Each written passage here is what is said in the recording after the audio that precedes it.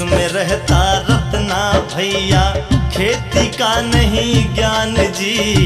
जिसमें रहता रत्ना भैया खेती का नहीं ज्ञान जी। खेती से न हो घर का गुजारा, खेती से न हो घर का गुजारा, हो रहा खूब वीरान जी। जिसमें रहता रत्ना भैया खेती का नहीं ज्ञान जी। जिसमें रहता रत्ना भैया खेती का नहीं ज्ञान जी।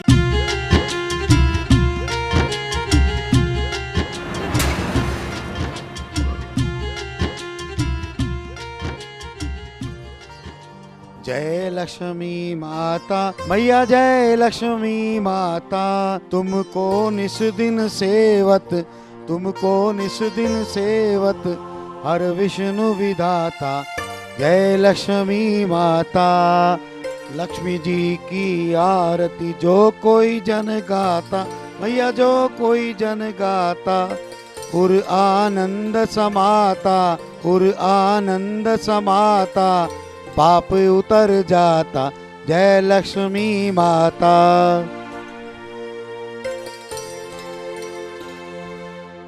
अरे मुनीम, पिछली फसल का सब किसानों का हिसाब किताब बना दिया क्या? जी लाला जी बना दिया। अच्छा, मुझे जरा रतन का हिसाब बता। कल उसका फोन आया था, आज वो हिसाब किताब करने वाला है। लो जी सेठ जी, चौधरी साहब भी आ गए। राम राम सेठ जी। राम राम रतनलाल जी। और ठीक हो? हाँ सब ठीक है। परिवार कुशल मंगल है? जी सेठ जी। और बताइए। बस सेठ जी, थोड़े पैसों की जरूरत थी, इसलिए सोचा कि चलो शहर चलता हूँ, आपसे हिसाब किताब भी कर लूंगा और जो पैसे चाहिए वो भी ले लूंगा। बहुत अच्छा किया। आप जब मर्जी आइए, आपकी अपनी दुकान है।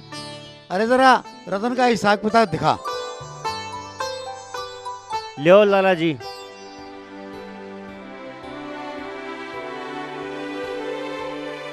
देखिए रतन जी, पिछले साल आपने 10,000 रुपए बिजाई के समय लिए थे और 10,000 रुपए खेतों में दवाइयों का छिड़काव किए तब लिए, और ये 20,000 आपकी बहन की सगाई के समय, ये 20,000 रुपए दिवाली पर और 20,000 बच्चों के दाखिले के समय।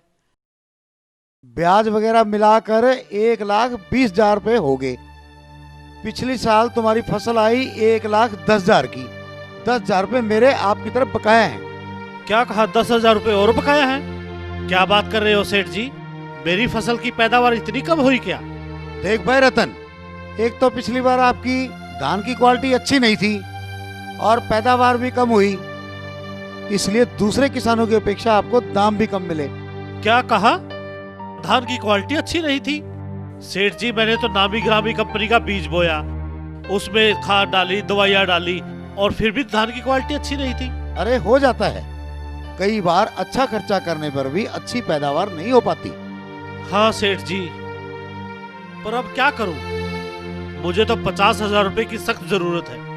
देख भाई रतन, अब मैं तेरी कोई सहायता नहीं कर पाऊंगा। आपको तो पता है कि एक तो पिछले साल का सभी का बकाया चुकाया है और कुछ पैसों की भी दिक्कत चल रही है।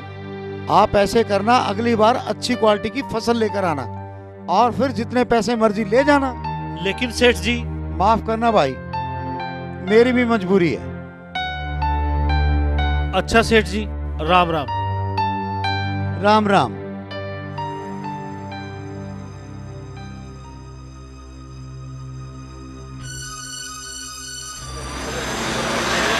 मैं तुझे नहीं छोड़ूंगा, तूने मेरे साथ धोखा किया है। अरे अरे, मैंने क्या धोखा किया तुम्हारे साथ? तुमने पिछली बार मेरे को घटिया बीज दे दिया।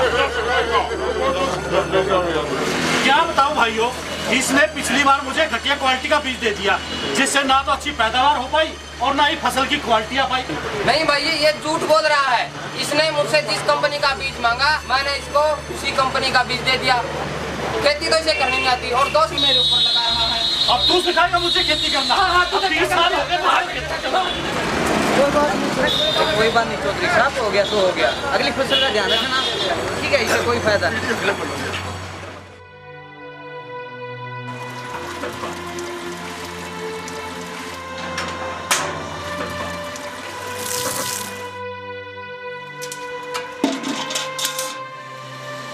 आ गए आप शहर से?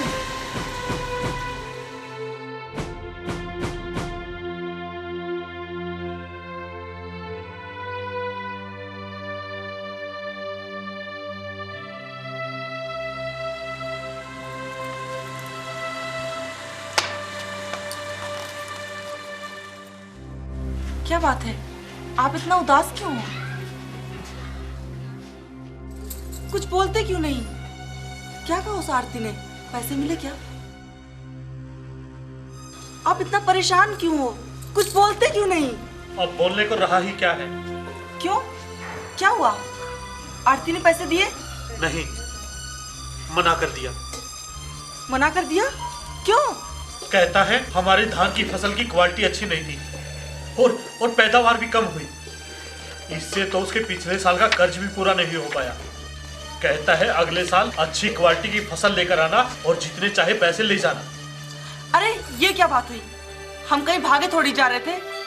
अगले साल अच्छी फसल होती तो सारा पैसा चुका देते। आपने ये नहीं कहा उससे? कहा, बहुत कहा, लेकिन कहता है कि मैं मजबूर हूँ। फिर क्या, रही सही कसर पूरी कर दी उस बीज दुकानदार ने।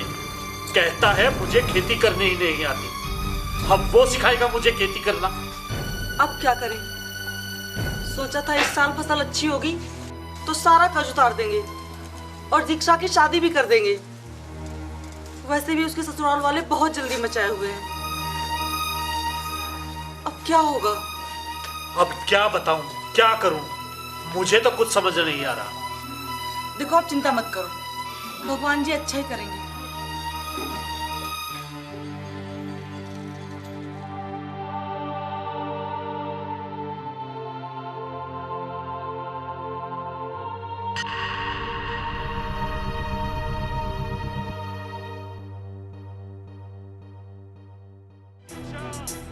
रुक जाओ दीक्षा, दीक्षा, रुक जाओ दीक्षा, दीक्षा, दीक्षा, रुक जाओ दीक्षा, रुक जाओ दीक्षा, रुक जाओ दीक्षा, रुक जाओ दीक्षा।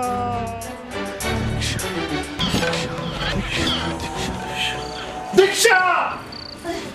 अच्छा क्या हुआ?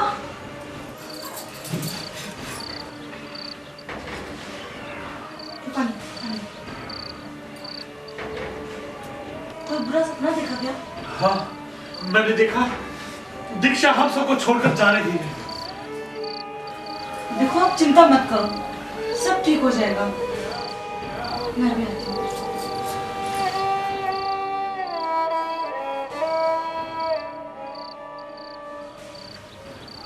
ये लो, इन्हें बेच के पैसे ले आओ। जब घर में खुशियां ही नहीं रहेंगी तो मैं इन जेवरों को क्या करूंगी? पागल हो गई हो? मुझे तो तुम्हारे लिए और गहने बनवाने चाहिए और तुम इन्हें बेचने की कह रही हो। देखो, जब फसल होगी तो हम फिर से गहने खरीद लेंगे, लेकिन अगर दीक्षा के ससुराल वालों ने शादी से इनकार कर दिया तो? लक्ष्मी, मुझे इतना भी मत गिराओ, रखो ये गहने संभाल कर, सब ठीक हो जाएगा। कैसे? कुछ ना कुछ हल तो निकल ही आएगा। सुबह देखते हैं, अब तुम आराम से सो जाओ।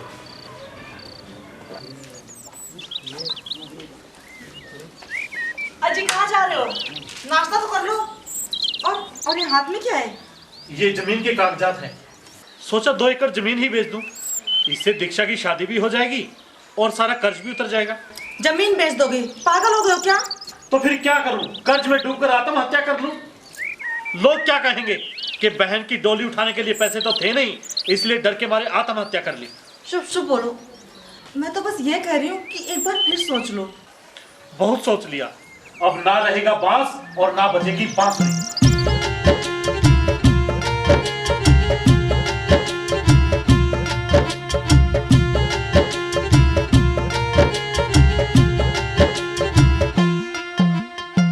चिंता उसे बहन की शादी की, चिंता उसे बहन की शादी की, कर्ज से हुआ परेशान जी। करने चला वो जमीन का सौदा, कुछ न आया ध्यान जी।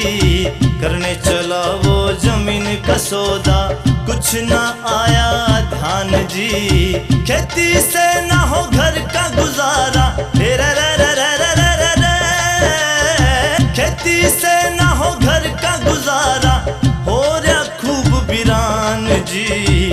आओ सुनाए कथा तुम्हें हम छोटे से एक गांव की, जिसमें रहता रत्ना भैया खेती का नहीं ज्ञान जी, जिसमें रहता रत्ना भैया खेती का नहीं ज्ञान जी। राम राम सरपंच जी। आओ भाई रतन, कैसे हो? बस ठीक हूँ सरपंच जी। और बताओ कैसा चल रहा है? क्या बताऊँ सरपंच जी, खेती से घर का गुजारा तो चल नहीं रहा। अब सोचा है कि 2 एकड़ जमीन ही बेच दूं, इससे दीक्षा की शादी भी हो जाएगी और थोड़े हाथ में पैसे भी आ जाएंगे। रतने तू पागल हो गया है क्या?